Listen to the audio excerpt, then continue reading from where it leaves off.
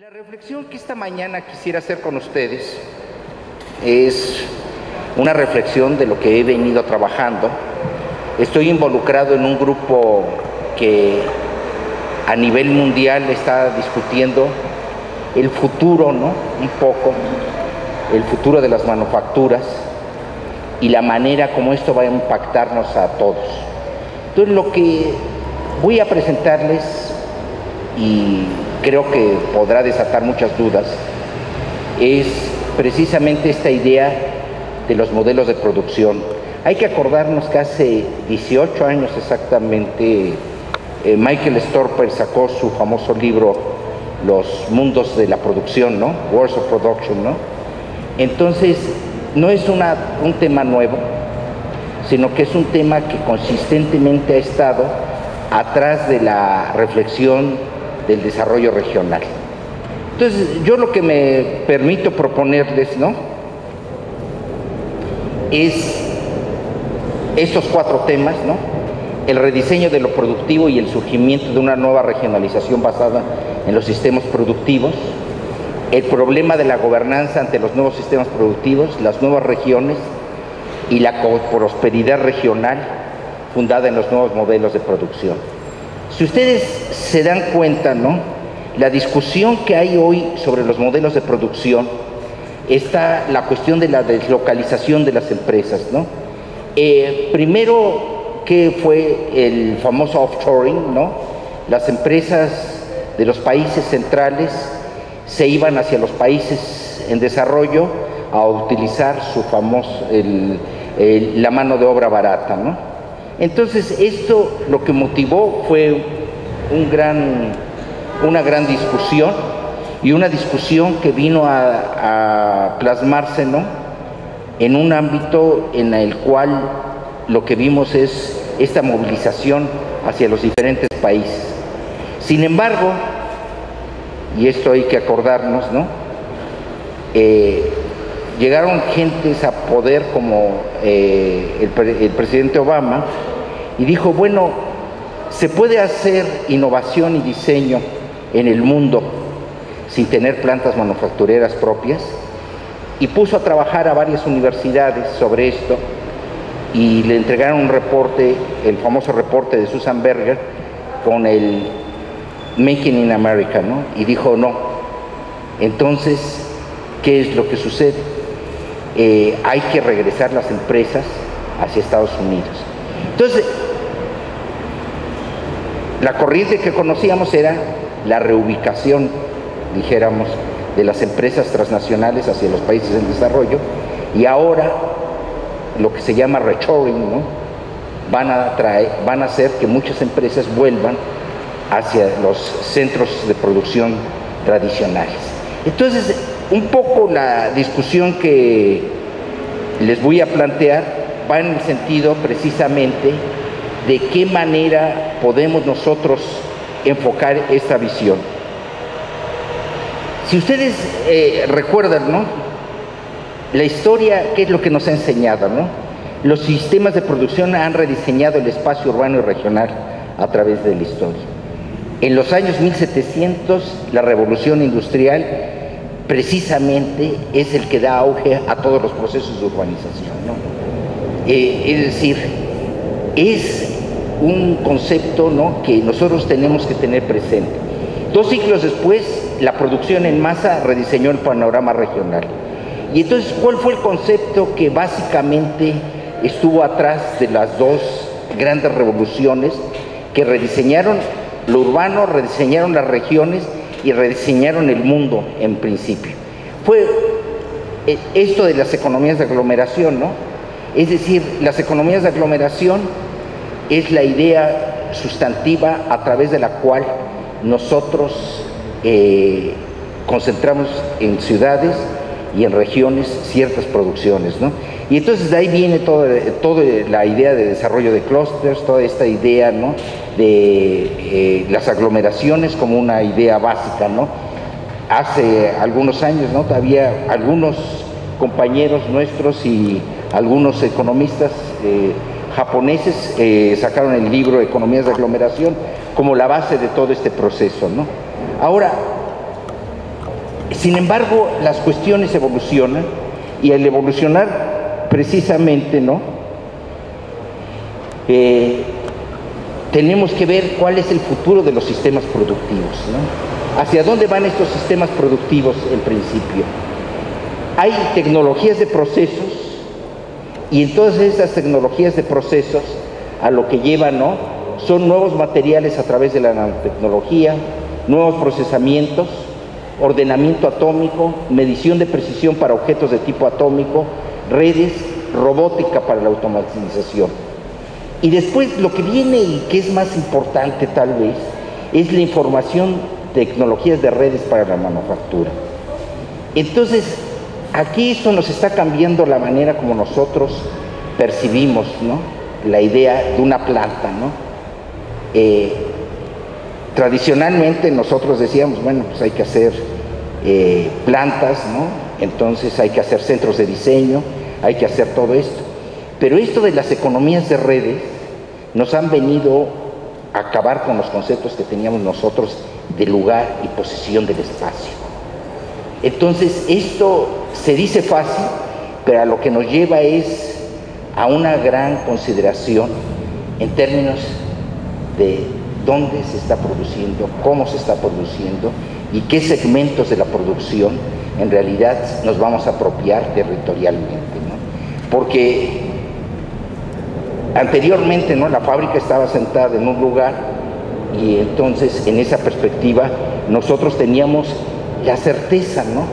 De que el espacio iba a estar definido exactamente en un lugar, ¿no? Eso ya no ocurre, ¿no? Y entonces aquí vienen las estructuras sociales y sistemas tradicionales, ¿no? Y aquí tenemos el business a business, ¿no? El business a consumer, ¿no? Los consumidores y otros, ¿no? Uso la B porque es más bonito decir business a business que decir empresa a empresa, ¿no? Pero disculpen ustedes si uso esa tecnología, ¿no? Y entonces lo que tenemos nosotros, ¿no? Si vemos, ¿no? Es, en el caso inicial de la industria secundaria, son proveedores de productos, consumidores de productos y servicios y proveedores de servicios, ¿no? Entonces, lo que nosotros vemos aquí todavía es un esquema, un sistema tradicional, ¿no? Pero entonces, lo nuevo que estamos viviendo es el surgimiento de las redes, ¿no? Porque el surgimiento de las redes ha permitido un gran aumento de la productividad, ¿no? Entonces, en la estructura tradicional, la que vimos hace un momento, es un débil acoplamiento de industrias y mercados. La estructura actual, ¿no? Lo que hay es un fuerte acoplamiento de las industrias.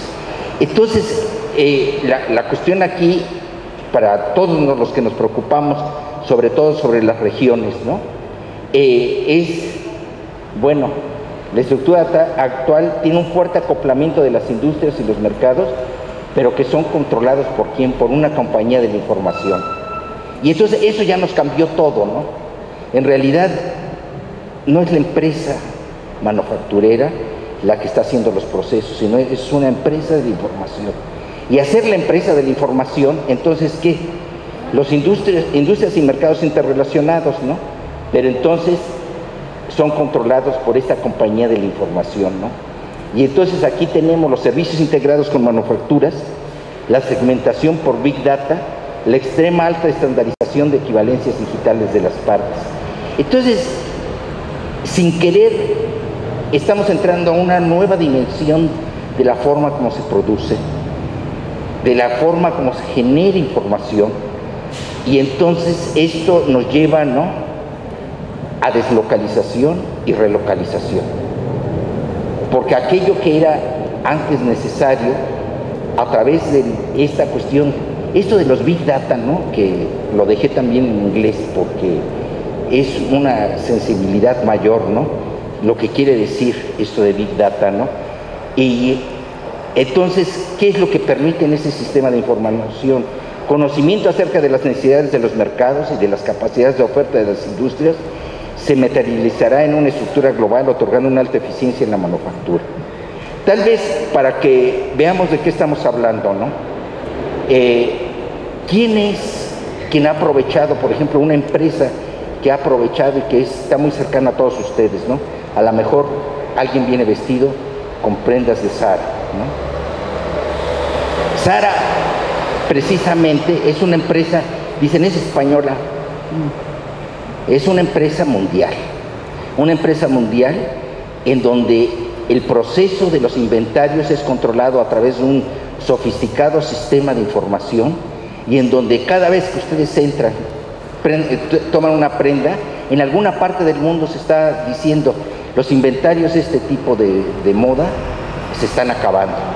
Y entonces no lo reemplazan, sino que a las gentes que hacen cuestiones de moda les dice, miren, este modelo se hizo muy cotizado en el mercado. Y entonces rediseñan las cosas para tener entonces esto que se llama la moda rápida, ¿no? Entonces la moda rápida, bueno, compra uno una cosa en Zara y a los 15 días lo tiene que tirar porque ya no sirve, ¿no? Pues es la moda rápida. Pero la cuestión es, no la cuestión en sí de la prenda, sino que la prenda rápidamente la rediseñaron con los inventarios que se acabaron. Entonces esto nos da la idea de una complejidad mayor, pero entonces ¿quiénes son los que están procesando todo esto? Compañías de información, ¿no? Y entonces, por ejemplo, ¿no? Vean ustedes, por ejemplo, esta misma idea trasladada a la idea del automóvil, ¿no? ¿Cuáles son los principales de la regionalización de la red de valor agregado intersectorial del sector automotriz, ¿no? ¿Cuántos países quieren que estén ahí? Unos 50 países más o menos. Y entonces hay grandes centros, ¿no? Donde se están diseñando, se está produciendo, pero sin embargo hay un sinfín de países que están participando en este mismo proceso, ¿no? Y entonces aquí viene la idea de los nuevos conceptos de sectores productivos. La estructura tradicional, ¿no? La estructura actual de la industria a través de cadenas, ¿no? Que es lo que vimos a través de la industria automotriz, y la estructura futura de las industrias en redes. Entonces, aquí viene una pregunta lógica, ¿no? De los procesos de acumulación, porque entonces las tecnologías de información invadirán la estructura industrial y la pregunta es, ¿quién se apropiará de la ganancia? Las compañías informáticas, ¿no? Las compañías interconectadas por una compañía informática. Entonces, ¿qué etapa estamos viviendo nosotros, no?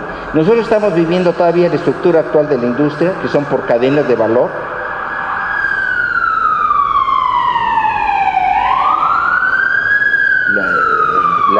La ambulancia...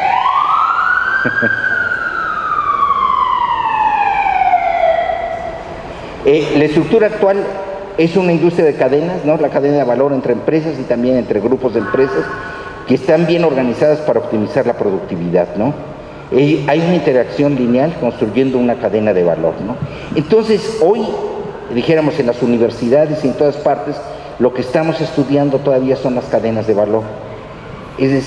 Pero los procesos productivos van mucho más aceleradamente y realmente en donde debíamos estar estudiando es la manera como están las compañías de informática, ¿no? Realizando los procesos, ¿no? De rediseño y producción en el mundo. Entonces, en esa perspectiva, ¿no? Las compañías de informática se convierten en la clave, ¿no? Y entonces viene un problema de crecimiento arbitrario de regiones científicas, ¿no? Este es el caso de General Motors, ¿no? General Motors cómo diseña, hace y transforma las cosas, ¿no? Y entonces, ¿qué es lo que está haciendo, no? Lo que está haciendo es un problema de crecimiento arbitrario en donde está en Alemania, está en Shanghái, está en la India, está en Río de Janeiro y está en Nueva York. Y entonces, ¿qué es lo que está haciendo con esto? Lo que está haciendo con esto es esa cuestión de la investigación y de todos los procesos, los está generando en el mundo de manera global, ¿no? Y entonces, ¿cuál es la estructura futura de las industrias redes, ¿no? ¿Qué conflictos se pueden generar de esta nueva forma de producción? Habrá menor flexibilidad de las empresas de manufactura, derivado a las estrictas demandas para la optimización total. Habrá menores oportunidades para empresas emergentes con nueva tecnología para insertarse en el sistema industrial actual. Y habrá centralización de las ganancias en empresas de la información que monopolizan la información. Y entonces, ¿qué es lo que tenemos nosotros? Por una parte, una modernidad y una evolución sumamente rápida, pero por otra parte hay riesgos, ¿no?, de que crean conflictos, ¿no?, en las mismas formas de producción. Y entonces aquí es donde entra la cuestión de la informática, ¿no? La informática lo que necesita es un proceso de interconectividad, ¿no?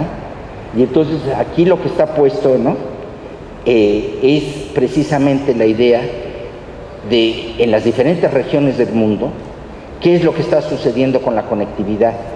Estamos, en qué grados de conectividad estamos, y es la forma como nosotros vamos a estar involucrados en los sistemas de producción. Entonces, ¿dónde está México, no?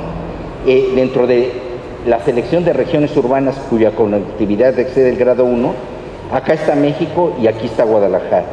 Ninguna otra de las ciudades de México aparecen con relevancia en términos de la informática y la generación de conocimiento nuevo en términos de los negocios que se están realizando. Entonces, lo que tenemos es un proceso complejo, ¿no?, en donde ese proceso de la información que estamos filtrando, ¿no?, y con los que estamos generando no solamente conocimiento, sino las nuevas condiciones de trabajo, se están generando de una manera sumamente compleja a través de redes, pero que las redes están controladas por compañías de la información. Ahora, los nuevos modelos de producción han dado por resultado el surgimiento de un complejo sistema de transporte de carga. Aquí están las diferentes, la cuestión es decir, para esa producción que no se realiza en un lugar, sino que se realiza en múltiples lugares en el mundo, uno de los principales problemas que está habiendo es el del transporte. Ahora, estos son las redes navieras que hay en el mundo, ¿no? Es una foto de las diferentes redes navieras que hay en el mundo. Entonces, estamos generando mucha información, estamos generando nuevos productos, miles de millones de productos al año que se tienen que transportar en alguna forma. La mejor forma que hemos encontrado ahorita para transportarlos en forma masiva ha sido la cuestión naviera. Pero vean ustedes, ¿no?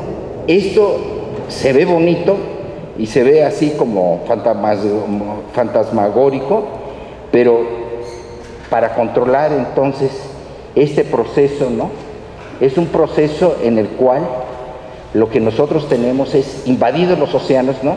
Esto se hace con un análisis para saber exactamente cada barco en qué parte del mundo está navegando. Y entonces, ¿qué es lo que sucede con esto, no? Que lo que nosotros tenemos en esta perspectiva, nosotros nunca nos imaginamos lo que producimos, lo que vestimos, lo que todo hacemos esto, lo que está generando es nuevas regiones.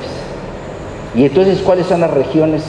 No solamente las que están interconectadas por la información, sino que hay regiones que se están formando y que son estratégicas para el reabastecimiento, ¿no? Entonces, por ejemplo, China, ¿no?, transporta la mercancía hasta Singapur, de Singapur cambian barcos y los transportan hacia Europa y hacia África, y igualmente de Europa hacia América, ¿no?, se realizan movimientos estratégicos, ¿no? Entonces, la cuestión de los puertos se convierte en una cuestión básica para el desarrollo de las nuevas regiones del mundo. Entonces, estamos preparados nosotros en las regiones mexicanas para poder absorber esta cantidad de realmente el movimiento tan intenso que se está dando en el movimiento de mercancías. Pues tal vez América Latina, si ustedes se dan cuenta, ¿no?, es la que menos tendría, ¿no?, puntos rojos, que serían, Manzanillo es el único punto rojo que realmente se ve, ¿no? Pero Sudamérica estaría básicamente desvalida de todos estos puntos rojos, que serían aquellas zonas estratégicas y regiones en donde se están realizando los intercambios comerciales. Entonces, y aquí viene una pregunta de la teoría del desarrollo, ¿no? Entonces, ¿puede los países, independientemente de los procesos mundiales que están dando, todavía desarrollarse? Y entonces la respuesta de la teoría del desarrollo, sí, ¿no? Si cierran sus mercados y entran en esto. Pero si cierran sus mercados y al mismo tiempo se está dando esta intensificación de los procesos productivos, en los cuales hay una cantidad de procesos tan intensos, el riesgo que corren es de que entre menos estén conectados y entre menos información haya, hay un proceso de desindustrialización estratégica en el sur del continente, ¿no? Y entonces, bueno, este panorama que les he planteado nos lleva a una pregunta estratégica. ¿Cómo está la gobernanza operando en estos nuevos procesos de producción? Y entonces se nos hace muy fácil resumir, ¿no? ¿Quiénes son los agentes, no? Un complejo sistema de gobernanza a nivel regional. Los gobiernos federales, municipales y estatales, en el caso de los gobiernos federal, si no sería un gobierno unitario, ¿no? Las empresas multinacionales y por otra parte las empresas nacionales. Pero entonces, ¿cómo se ponen de acuerdo y qué es lo que generan? Si ustedes se dan cuenta, lo que hay en los procesos políticos hoy es un proceso político también sumamente competido, porque entonces, ¿quién hace la promoción? Y entonces, aquí en esta perspectiva, los gobiernos estatales se convierten en una nueva clase política, ¿no?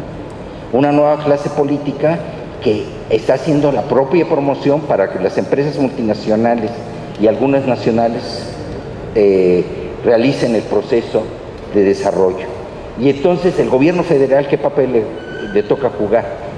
Entonces, lo que se desdibuja es el Estado nacional y la forma como tradicionalmente hemos estado tratando, ¿no?, al Estado nacional como la fuerza política que debe de generar el proceso de crecimiento. Entonces, en esa perspectiva, ¿no?, el complejo sistema de gobernanza a nivel regional da por lugar, ¿no?, la convivencia de diferentes clases políticas, ¿no? En este caso, simplemente lo que este diagrama pone es para que ustedes se imaginen la complejidad del poder en este nuevo esquema. Es decir, ¿cuántas secretarías de Estado hay en el caso mexicano y cuántas secretarías de Estado se replican a nivel regional? Entonces, si ustedes se dan cuenta, son muchísimas. Y después, ¿cuántos esquemas se replican a nivel municipal? Entonces, lo que tenemos es que el sistema de productivo tan complejo que se está dando hoy, ¿no?, lo que necesita es una institucionalidad cada vez mayor, ¿no? Una institucionalidad en la cual se tiene que pensar, ¿no?, de qué manera hay un proceso de coordinación. Y lo que hay es, no se dan los procesos de coordinación. Y entonces lo que se dan son procesos de conflicto dentro de los nuevos mismos procesos productivos, ¿no? ¿Por qué? Porque por una parte lo que tenemos es muchos promotores del desarrollo a los diferentes niveles para tratar de atraer a las empresas multinacionales, y por otra parte lo que tenemos es una institucionalidad que está pensada todavía en el pasado y que no es capaz de reaccionar rápidamente a todos estos procesos de producción nuevos. Y entonces, un caso de esto, ¿no?, es los países en desarrollo, con los recursos naturales, trataron de aprovechar, ¿no?, de que el crecimiento de estos nuevos sistemas de producción pudieran ser utilizando ciertas materias primas. Lo que vemos, ¿no?, es que los sistemas de producción están interconectados y lo que estamos viviendo en este momento es un momento en que las materias primas están con bajos precios, ¿no? ¿Por qué? Porque no lograron, es decir, aquellos países que más le apostaron a la cuestión de los recursos naturales, en estos momentos están teniendo problemas de crecimiento estratégico. Ahora, déjenme, para ya casi finalizar, mencionarles a ustedes las regiones productivas en los estados nacionales, el caso de la industria automotriz. Vean ustedes, ¿no? Es decir, la forma como la cadena se va formando a través de la fase 1, ¿no? Pocos municipios participan, en la fase 2 participan un poco más, y en la fase 4 bastantes más, y en la fase 5 prácticamente hay todo una parte del país que está ocupada por la industria automotriz. ¿Qué es lo que sucede? En realidad, esta es la nueva geografía que nos está formando, ¿no? Una nueva geografía en la cual, ¿saben ustedes cuántos municipios mexicanos participan en la industria automotriz? ¿Tienen idea? Somos 2.500 municipios, ¿y saben cuántos participan en la red? De los 2.500 participan 1.800 municipios. Entonces, ¿quién en realidad coordinó para que en ciertos municipios en donde no se pensaba que pudiera haber la posibilidad, están participando? Es decir, la cuestión del poder, la gobernanza, el futuro y el desarrollo de las regiones está en manos de procesos políticos todavía muy débiles que no saben cómo coordinar la cuestión de atraer hacia el espacio regional, ¿no?, las nuevas formas de producción. En México hemos tratado de, a través de esta de la reunión de gobernadores, la reunión de gobernadores se ha convertido, ¿no?, la CONAGO famosa, se ha convertido pues en una cuestión bastante desestructurada y bastante carente, ¿no?, de poder, como para poder coordinar el proceso de la nueva producción. Entonces, ¿qué es lo que tenemos que pensar? Los dejo con esta idea. La idea es, los sistemas productivos están aceleradamente cambiando. Las manufacturas siguen siendo la base de los procesos de mayor homogeneidad entre las diferentes regiones. Entonces, lo entendieron muy bien los asiáticos, y lo que están creando, ¿no?, es una región de coprosperidad en el sudeste asiático basado en las manufacturas. Y entonces, lo que, vean ustedes, ¿no?, los chinos fueron capaces, ¿no?, de atraer a todos estos como parte, ¿no?, de una estructura regional de manufactura, y con ello una estructura que a ellos les beneficia en términos de poder. Y entonces esta región es una región de producción y de prosperidad. Si nos moviéramos un poco más hacia acá, estaría Medio Oriente, que no ha entrado en el mismo proceso de manufacturas y de producción que estos, y entonces es donde el conflicto está. Entonces, yo quisiera, ¿no?, discutir con ustedes, ¿no?, si ven ustedes las virtudes de los procesos manufactureros como procesos realmente que redefinen espacios, redefinen regiones, pero creo que es la única forma de tener zonas de coprosperidad. Entonces, bueno, con esto los dejo y les agradezco su atención.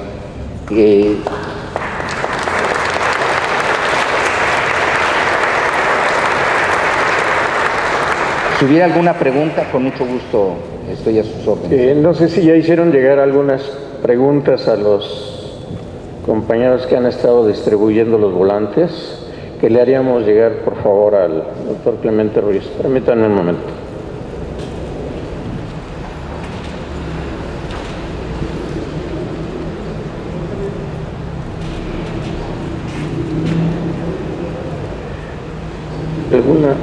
Algunas ya están llegando.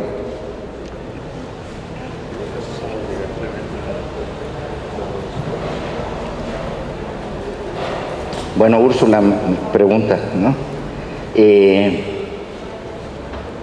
Si las redes de transporte son cruciales con una mayor debilidad del Estado o nación, ¿cómo se pudiera llegar a acuerdos vinculantes en en París para entregar el cambio climático? En la reunión de París, ¿no? Bueno, sí, lo que vemos es que en todo esto, ¿no?, en todos los sistemas de producción, es un desastre la cuestión del medio ambiente. ¿Por qué? Porque los océanos los estamos invadiendo, ¿no? Y los océanos están subiendo el nivel del agua porque están produciendo calor que lleva precisamente a la destrucción del Ártico y de la Antártida. Entonces, lo que creo es que los próximos 50 años vamos a vivir un mundo de inestabilidad en el clima derivado de estos sistemas de producción. No nos queda ya tiempo, es decir, ya cambió el clima. Es decir, el desastre ecológico ya empezó, ¿no? Entonces, lo que estamos viviendo, ¿no? Ustedes acuérdense cuando llovía en noviembre antes, nunca, ¿no? Ya subió la temperatura, hay mucho más agua, y entonces los sistemas de producción son... Pero este sistema de producción global metido a ciertas regiones, y entonces hay regiones de mucho conflicto, ¿no? En este caso para México es esencial, ¿no? Después, Cruzita, no sé qué, Cruzita, ¿no? Está la gobernanza mundial nacional abordando el problema ecológico, aquí es un poco esto, ¿no? Y la distribución de bienes en el mundo, ejemplo, los bienes tecnológicos. No, indudablemente que no, ¿no? Y por eso va a haber la reunión en París, ¿no? ¿Qué acuerdos se van a llegar? El G20 se reunió antes en Turquía y llegaron a un acuerdo de que debe de ser por ley todo esto. Creo que no estamos haciendo nada. Después, Julia Hernández, no sé. Ante los complejos procesos se experimentan en las economías locales, ante los mecanismos del sistema capitalista, ¿habría la posibilidad de informar una alternativa de desarrollo regional? Miren, lo que estoy tratando de decir es que las regiones tradicionales se rompieron, ¿no? De que la cuestión de las regiones y los procesos los tenemos que estar redefiniendo permanentemente ante la perspectiva de un desarrollo global que está invadiendo todos los espacios. Entonces, ¿qué tanta gobernabilidad hay? Cada vez menos, ¿no? Y eso nos damos cuenta en este país, ¿no? Que cada vez las capacidades de gobernabilidad son menores, ¿no? Bueno, pues les agradezco su atención. ¿Hay más?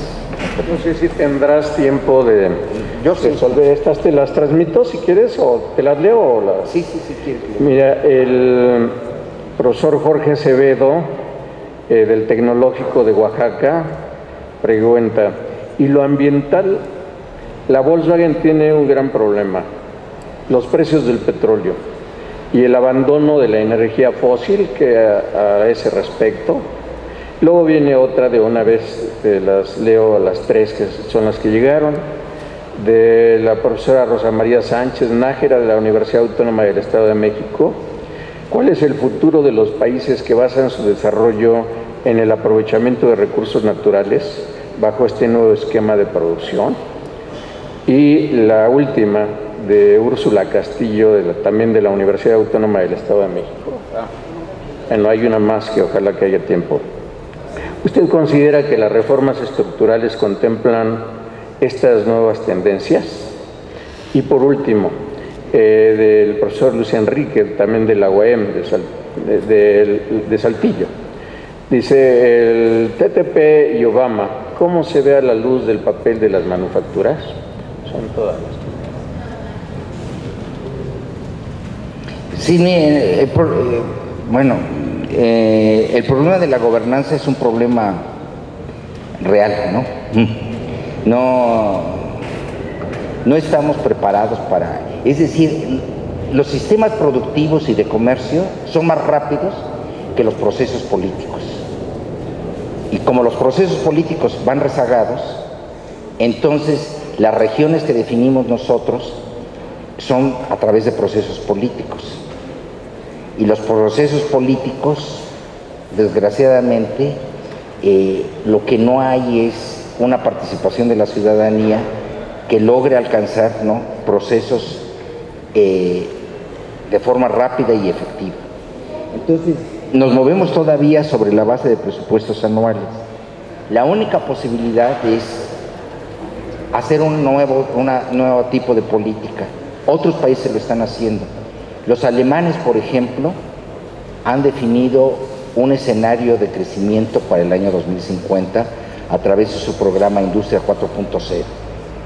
Entonces, ¿qué hicieron con esto? Precisamente para atender la cuestión del cambio climático, modificaron las tendencias de la energía en el mundo. Bueno, vieron cómo se están cambiando las tendencias de energía en el mundo, y entonces para el año 2050 no utilizarán para nada, ¿no?, recursos fósiles, ¿no? Entonces, bajo esa perspectiva, México, ¿qué es lo que está pensando? México ni siquiera estamos pensando en el año 2050, porque al gobierno actual se le acaba su periodo en 2 años más, y bueno, en 3 años, ¿no? En 3 años más, y lo que piensan es simplemente a ver qué pueden dejar de aquí a 3 años. Pero eso no puede ser la manera de planear.